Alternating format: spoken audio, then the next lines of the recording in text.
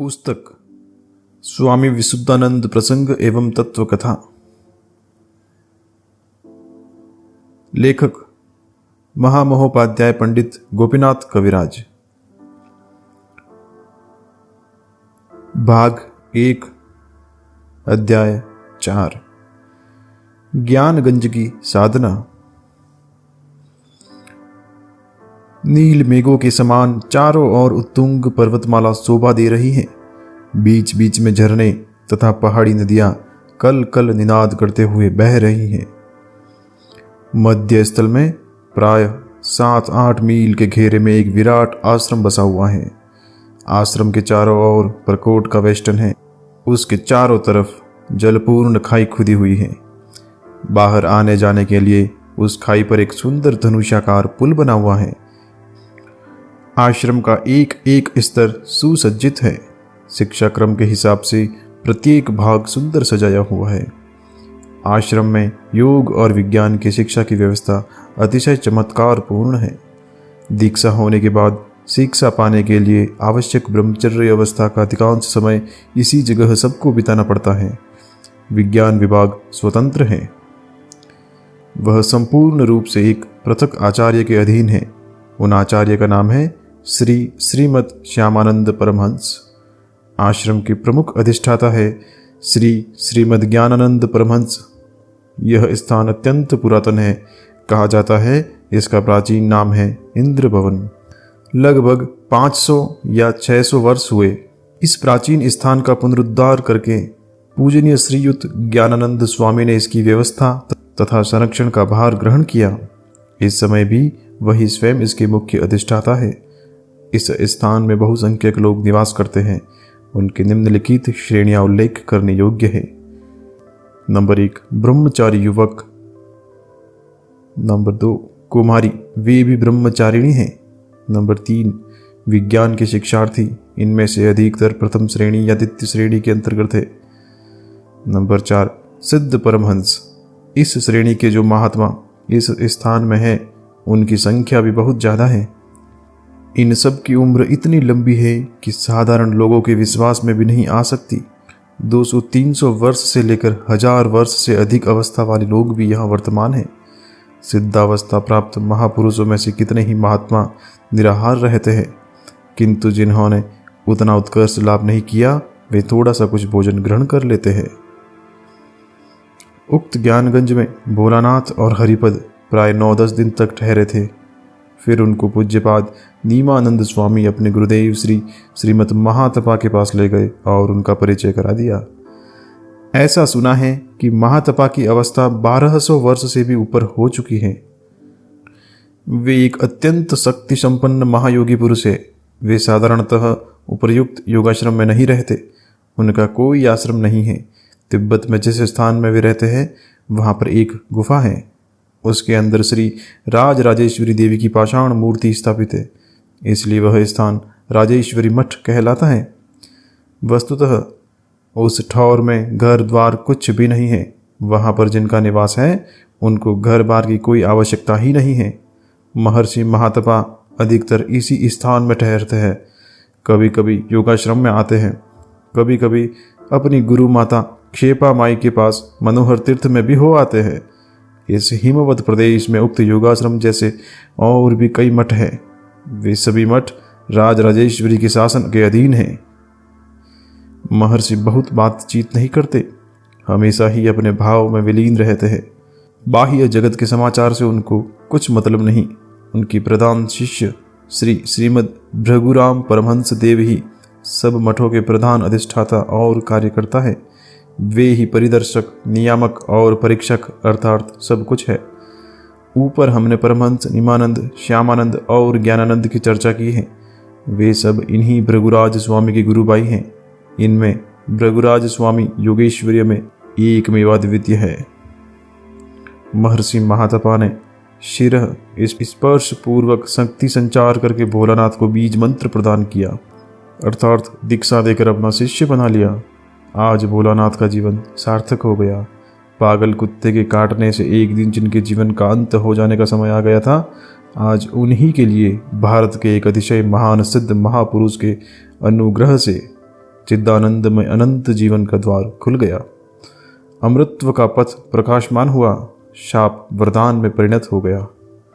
आज से भोलानाथ के नव जीवन का सूत्रपात हुआ। देह वेद की क्रिया आरंभ हो गई।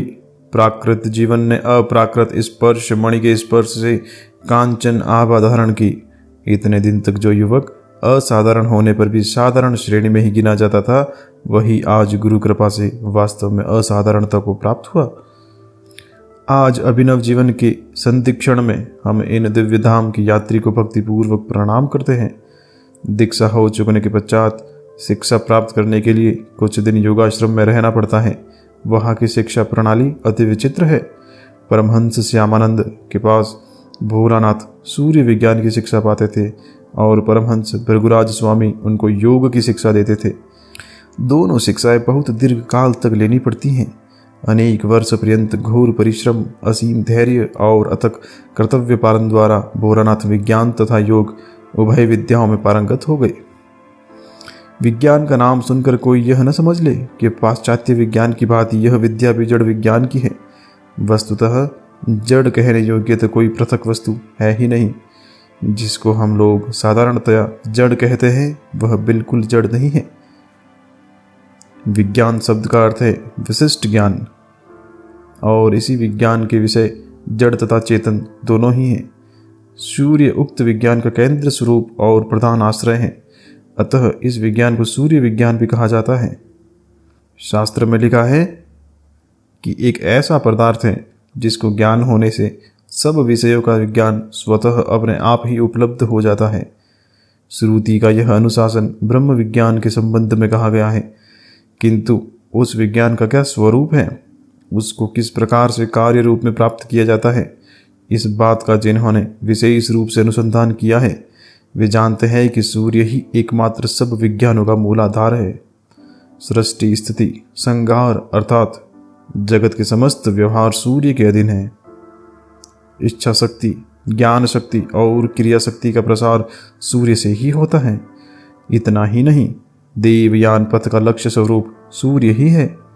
उसको यदि मुक्ति का द्वार कहा जाए तो अत्युक्ति न होगी।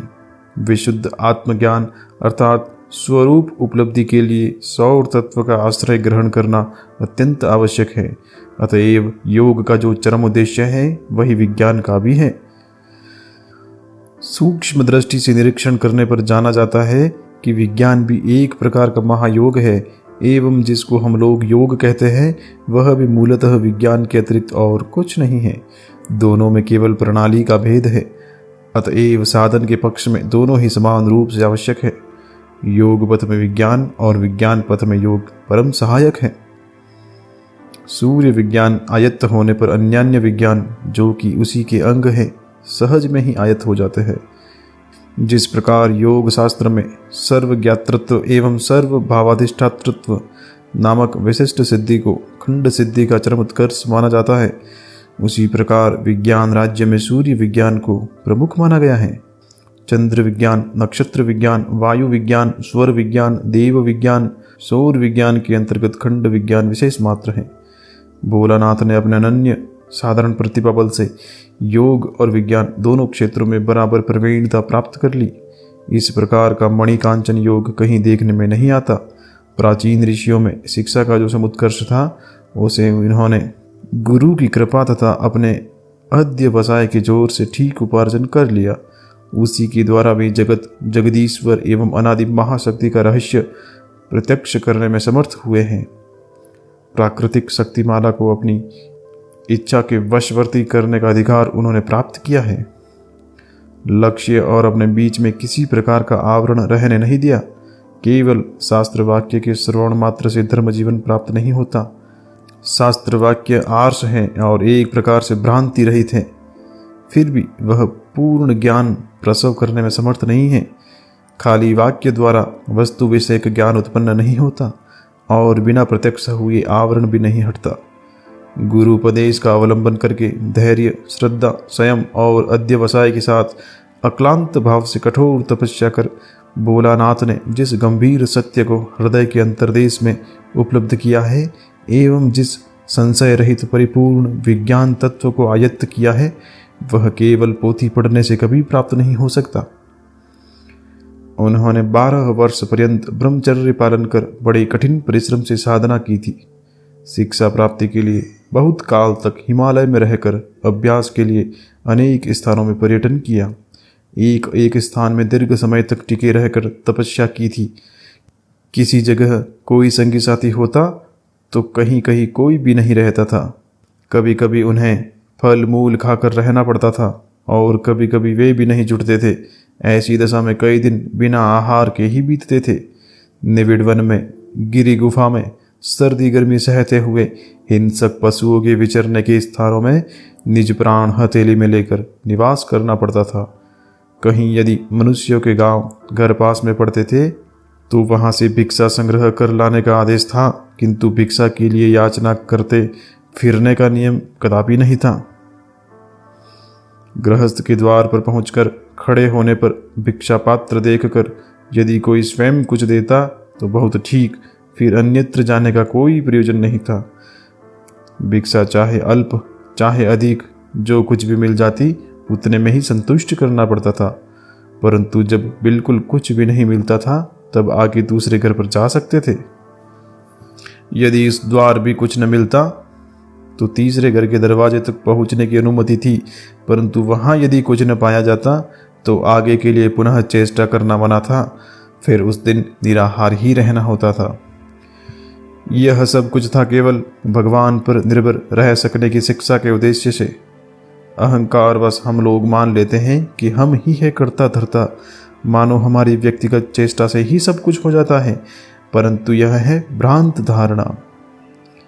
जो विराट शक्ति जगत के अंतर में रहकर अनन्य भाव से समग्र जगत का संचालन करती है, जिसके नियंत्रण से चंद्र, सूर्य, नक्षत्र, वायु, वरुण प्रभृति यावतीय पदार्थ अपने अपने निर्दिष्ट कर्म यथा नियम करते रहते हैं और तिल मात्र भी कर्तव्यच्युत नहीं हो सकते, जिसके मंगलमय विधान से संतान प्रसव के पूर्व ही उसके आहार के लिए माता के स्तनों में अमृत धारा की व्यवस्था हो जाती है। उसी विश्व जननी आनंदमयी महाशक्ति पर यदि निर्भर रह सके तो जीव को फिर चिंता ही किस बात की। जिस समय सुख दुख में, उत्थान पतन में, बाहर भीतर, सोते जागते सभी अवस्थाओं में एकमात्र उनकी ही मंगलमय सत्ता का साक्षात्कार होने लगता है, उस समय क्षुद्र अहंकार न जाने कहाँ विलीन हो जाता है। सूर्योदय होने पर जिस प्रकार नक्षत्र पंक्ति अदृश्य हो जाती है, उसी प्रकार फिर अहंकार का पता ही नहीं रह जाता। ब्रह्मचर्य अवस्था में जीवन इस प्रकार नियमित करना होता है जिससे कि साधक के अहंकार का दमन होकर प्रकृत निर्भर शीलता की उपलब्धि हो सके। जो साधक निर्भरशील हो जाता है उसे कोई भय या उद्वेग नहीं हो पाता। उसका योग क्षेम फिर स्वयं भगवान ही वहन करते रहते हैं। ब्रह्मचारी भोलानाथ के जीवन में ऐसी घटना कितनी बार घटित हुई जिसकी कोई गिनती नहीं। हमने स्वयं उनके श्रीमुख से सुना है कि जब वे गिरनार में निवास करते थे उनको 3 दिन निराहार रहना पड़ा था। निकट में कहीं कोई बस्ती न होने से भिक्षा संग्रह करने का भी कोई उपाय नहीं था। ब्रह्मचारी के लिए देह की रक्षा के हेतु बहुत उत्कट पुरुषार्थ में प्रवृत्त होने का निषेध है। अतएव दूर से भिक्षा मांगकर आहार प्राप्ति की चेष्टा न कर वे अपने इष्ट मंत्र का स्मरण करते करते एक गुफा के अंदर जाकर लेट गए। मन में लगने लगा कि अब इस बार के निराहार से देहपात अवश्यंभावी है, क्योंकि किसी पथिक के उधर अकस्मात आ निकलने की कोई संभावना नहीं थी। पथहीन भयावह निर्जन भूमि थी और वहां पर चारों ओर हिंसक जंतु निरंतर चलते फिरते रहते थे। यदि कोई भूला भटका मनुष्य कभी कारणवश उधर आ भी गया तो उससे भिक्षा मिलने की आशा व्यर्थ। भोलानाथ आंखें मूंद कर गुरुदत्त इष्ट नाम का ध्यान करने लगे। इसी तरह ध्यान में कुछ समय बीतने पर उनके समस्त शरीर में तंद्रा व्यापने लगी। जब थोड़ी देर बाद तंद्रा से जागकर उठे तो चारों ओर जो दृश्य देखा उससे आश्चर्य की सीमा न रही। देखते क्या है कि उनके सम्मुख 10-15 मिट्टी के पात्र नाना प्रकार की खाने पीने की स्वादिष्ट सामग्री से भरे सजाए रखे हैं। ओटाया दूध, लावे के लड्डू, चिवड़ा, नानाविध मिष्टान्न और फल, सुपेय शरबत, ये सब देखकर जगदम्बा की असीम कृपा का स्मरण करते करते उनकी आंखों में आंसू बरसने लगे। 3 दिन निराहार पड़े रहे। इस बात का पता इस जगत की किसी भी व्यक्ति को न था और न इसकी कोई संभावना ही थी।